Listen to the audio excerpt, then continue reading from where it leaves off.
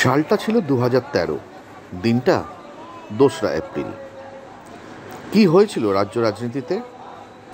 সুদীপ্ত, যিনি students federation of ইন্ডিয়ার SFI এর রাজ্য কমিটির সদস্য ছিলেন, রাজ্যে পরিচালিত এসএসকেএম এর হাসপাতালে মারা যান যখন তিনি পুলিশ বাস থেকে নামার সময় একটি ল্যাম্পপোস্টে আঘাত পেয়েছিল, যেখানে তিনি এবং অন্যান্য বিক্ষোভকারীরা ছিলেন।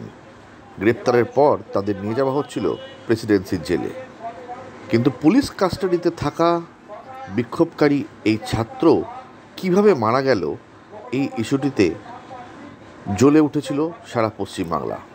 সেই সময় এসএফআই কলকাতার দক্ষিণ শহরতলির গড়িয়া এবং টালিগঞ্জে 12 ঘন্টার সাধারণ ধর্মঘট পালন করেছিল। রাস্তা অবরোধ করা হয়েছিল এবং সুদীপ্তর মৃত্যুর প্রতিবাদে ছাত্র ধর্মঘটও পালন করা হয়েছিল।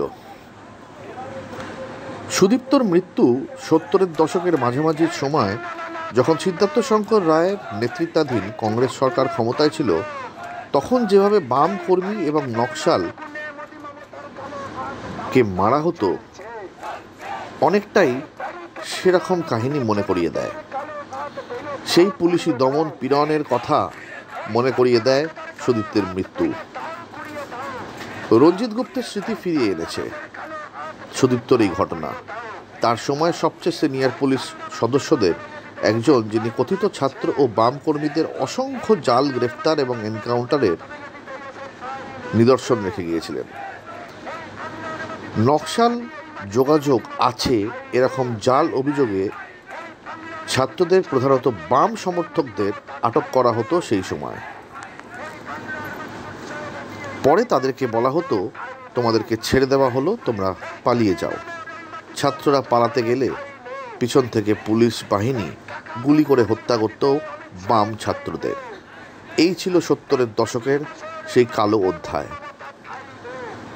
কলকাতা পুলিশের এক গোয়েন্দা বিভাগের অফিসার রুনু গুহ নিয়োগীয় ভুয়ো এনকাউন্টারের জন্য কুখ্যাতি অর্জন করেছিলেন। 1971 থেকে 1976 সালের মধ্যে অনেক সিপিএম কর্মী এবং নকশাল নেতাকে হত্যা করেছিলেন রুনু গুহ নিয়োগী। পরে সাদা আমি কালো আমি নামে একটি বই লিখেছিলেন, যেখানে তিনি চমকপ্রদভাবে বেশ কিছু পুলিশের অভিযানের কাহিনী তুলে ধরেছিলেন, এবং সেই কাহিনী পড়তে পড়তে চোখ ফেটে জল আসবে এমনটা বলাই বাঞ্ছনীয়। পুলিশ হেফাজতে একজন ছাত্রের মৃত্যু একটি বিপজ্জনক ঘটনা। হয়তো মুখ্যমন্ত্রী এখন তা বুঝতে পারছেন না, কিন্তু তিনি এক না একদিন এর প্রভাব বুঝতে পারবেন এবং তাকে ভারী মূল্য দিতে হবে। ঠিক আজকের দিনেই এই কথা বলেছিলেন বেঙ্গল প্রদেশ কংগ্রেসের কমিটির সভাপতি প্রদীপ ভট্টাচার্য। 1969 থেকে 1971 সালের মধ্যে ছাত্রদের আন্দোলনের কথা স্মরণ করে যখন কংগ্রেস ছাত্র পরিষদ বাংলার রাজনৈতিক পরিস্থিতির পরিবর্তনের মুখ্য ভূমিকা পালন করেছিল, রাজ্য পিসিসি প্রধান বলেছিলেন যে পার্টির ছাত্র কর্মীরা সেই মূল ভিত্তি স্থাপন করেছিল যার উপর কংগ্রেস ক্ষমতায় এসেছিল 1972 সালে। তাই ছাত্র রাজনীতি এবং ছাত্র রাজনীতি করা এই কর্মীদের, তাই ছাত্র রাজনীতি করা সুদীপ্তর মতো অসংখ্য ছাত্রদের কর্নিশ জানিয়েছে বারবার যুব সমাজ। এবং আজকেও এতদিন পরও সেই ঘটনাকে কালো দিন হিসেবে পালন করার জন্যই বাম ছাত্র সংগঠনগুলো আজ একত্রিত হয়েছিল। তাদের মিছিল, তাদের স্লোগানে আবার উঠে এলো সেই কালো দিনের ইতিকথা। যখনই রাজনৈতিক সংকট হয়, ছাত্ররা মূল ধারার রাজনীতিতে যোগ দেয় এবং বিক্ষোভ দেখায়। সুদীপ্তর মৃত্যু বাংলার ছাত্র আন্দোলনের ঐতিহ্য ফিরিয়ে আনবে। একসময় মৃত্যুর পর একথাই বলেছিলেন সিনিয়র সিপিএম নেতা মোহাম্মদ সেলিম। আজকে 2রা এপ্রিল 2024।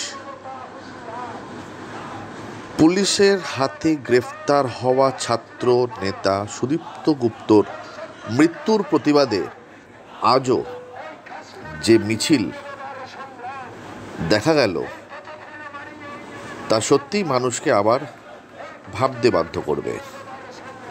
পুলিশি অত্যাচারের বিরুদ্ধে রুটি রুজির লড়াইয়ের স্লোগান দিয়ে ছাত্ররা আজ কলকাতার রাস্তায় মহামিছিল করল। সেই দৃশ্য আপনারা এতক্ষণ দেখছিলেন সত্যম নিউজের পর্দায়। আমাদের সংগ্রাম, স্কুল গেটে কলেজ গেটে আমাদের সংগ্রাম, স্কুল গেটে কলেজ গেটে আমাদের সংগ্রাম, এই মোদী মমতার বুক কাঁপিয়ে এসএফআইয়ের সংগ্রাম, এই মোদী মমতার বুক কাঁপিয়ে এসএফআইয়ের সংগ্রাম।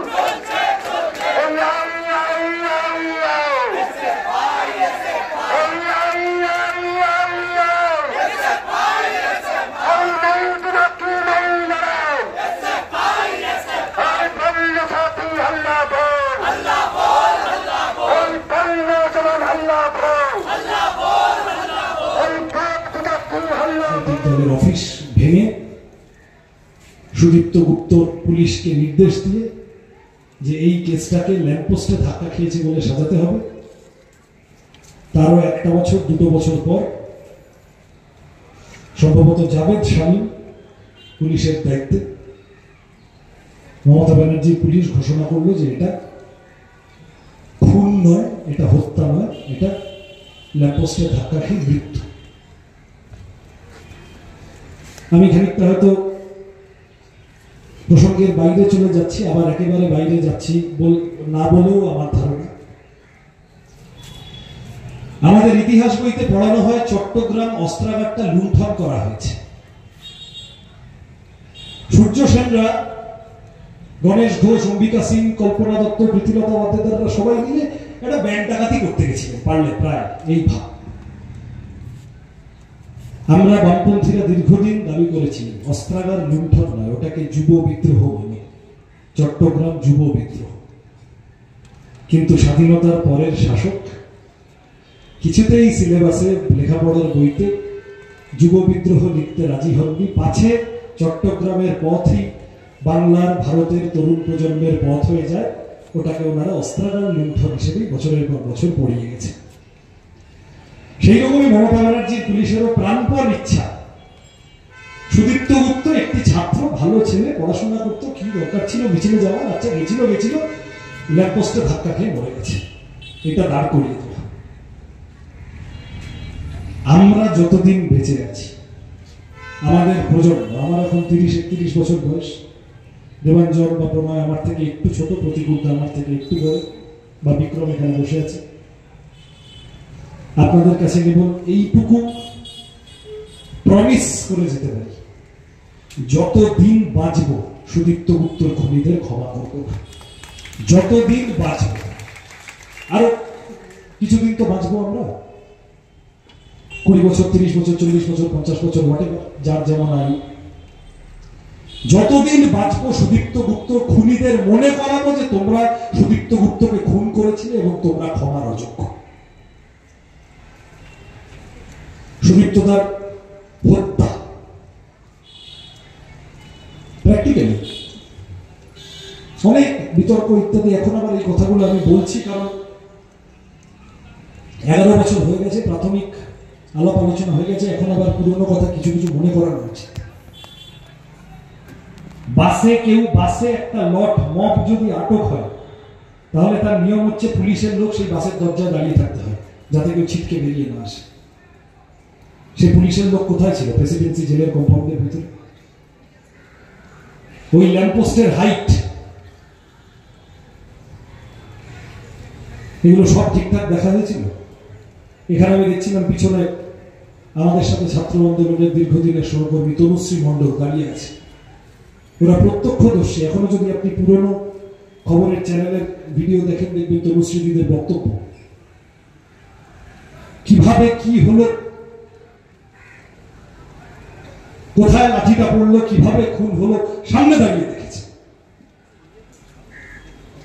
সুদীপ্ত গুপ্ত খুন হয়েছিল এবং সেই খুনিরা প্রকাশ্যে ঘুরে বেড়াচ্ছে। বামপন্থীরা যেদিন যেটুকু যেটুকু সুযোগ পাবে, পরিসর পাবে, অ্যাডমিনিস্ট্রেশনকে ব্যবহার করার যেটুকু পরিসর পাবে, আবার নতুন করে এই তদন্তের কাজ শুরু করার ভাবপত্তি না। সেই দিক প্রথম যে কাজগুলো করবে তার মধ্যে একটা হবে সঠিক উত্তর করে বিচার বিভাগীয় তদন্তের কাজ করা। আমরা ভুলব না জিনিস, আমরা এই মৃত্যুটাকে বয়ে যেতে দেব না। অ্যাট দ্য সেম টাইম সুদীপ্তদা আজকে বেঁচে থাকলে 11 বছর পরে কি করত? তৃণমূলের বিরুদ্ধে লড়ত, বিজেপির বিরুদ্ধে লড়ত। গতকাল এই আমার কাছে মিডিয়ার ছেলেমেয়েরা এসেছিল, বলছে নিশীথ প্রামাণিক কি বলেছে আপনি